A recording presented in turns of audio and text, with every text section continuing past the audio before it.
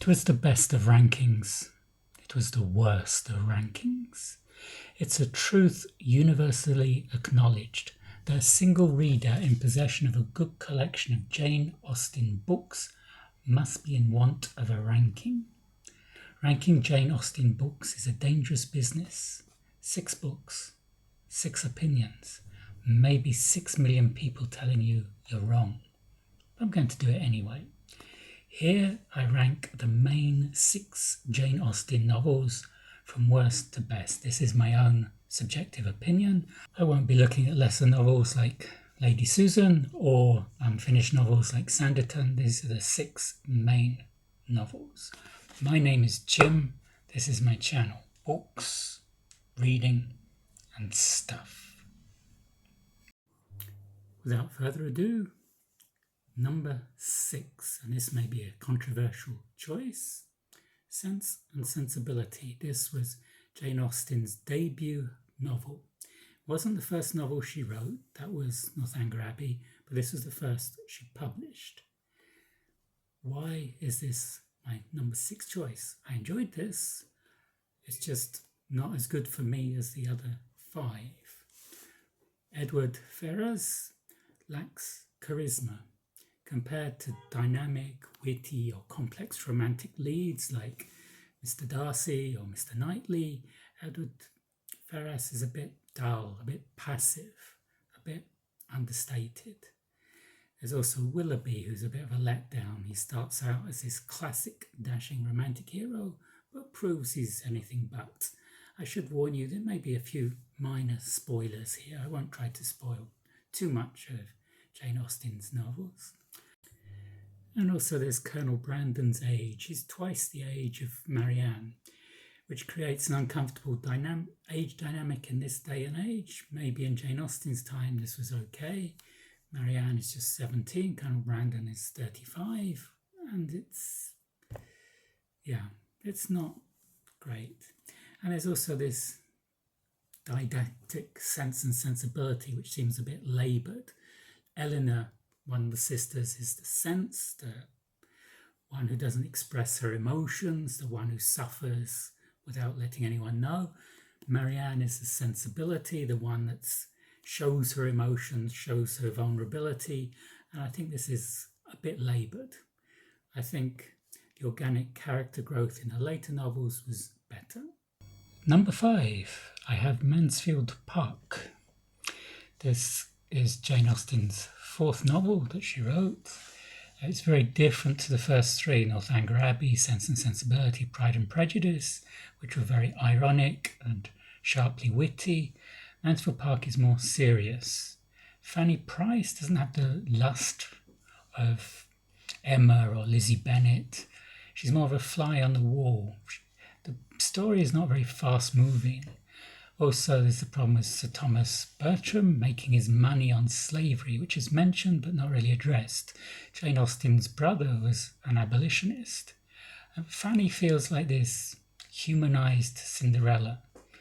Mrs. Norris is very much the wicked aunt, and she's very unkind to Fanny. But yeah, this for me is number 5. I think a lot of Jane Austen novels may demand a reread. I've only reread the number 1. So maybe on a reread, Mansfield Park and Sense and Sensibility will be higher in my rankings, but today they're number 5. If you disagree with my rankings, please feel free to comment, let me know your rankings. Number 4, Northanger Abbey. This is Jane Austen having fun, and she's very funny, very witty. But it's more of a delightful confection than a substantial meal. This is a Gothic pastiche. It was published posthumously, although it was the first novel she wrote. Catherine Morland, the protagonist, has a very vivid imagination, which produces some very amusing situations, and she's also adorably naive. Austen's commentary on reading is excellent. She famously defends novel reading against people who considered novel reading frivolous or morally suspect. We see this in all her novels. She talks about what the characters read or don't read, or if they're illiterate. The romance in Northanger Abbey is not particularly strong. Henry Tilney is entertaining and witty, but I don't feel his relationship with Catherine is as emotionally convincing as that of Elizabeth and Darcy, or maybe Anne Elliot and Captain Wentworth. So we get into the top half. Number 3, I have Persuasion. I know for some this is the number 1. I enjoyed this at the time. I gave it 5 stars, but it hasn't stayed with me like Emma or even Northanger Abbey. It's a second chance romance. The love interest, Captain Wentworth, is not landed gentry, which is good. It is Austen's most emotionally mature novel, but Anne Elliot is almost too passive. Her maturity, it's appealing, but she spends much of the novel observing and reflecting rather than actively driving events. So, which is my number 1? Number 2, Emma.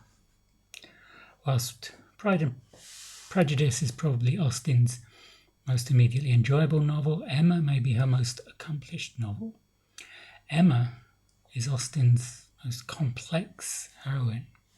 Emma Woodhouse is extraordinarily well constructed. She's intelligent, wealthy, attractive, and socially secured, but also she's spoiled, meddlesome, snobbish, and remarkably self-confident despite being wrong about almost everything. Emma has this extraordinary luxury of being a woman who doesn't need to marry. She has money, property, and social status. This makes her fundamentally different to other Jane Austen heroines, and also from Harriet and Jane Fairfax in Emma. The cleverness is that Austen makes us see Emma from her perspective. We see the world largely as Emma sees it, so that we can make the same mistakes she does. That makes her eventual self-knowledge much more satisfying. Her development isn't simply, I must become nicer. She has to recognise her entire understanding of other people has been distorted by her own assumptions. The novel's central joke is sustained brilliantly. Emma thinks she's an excellent matchmaker. She isn't. And Jane Austen constructs virtually the entire plot around the gap between what Emma thinks is happening and what is actually happening.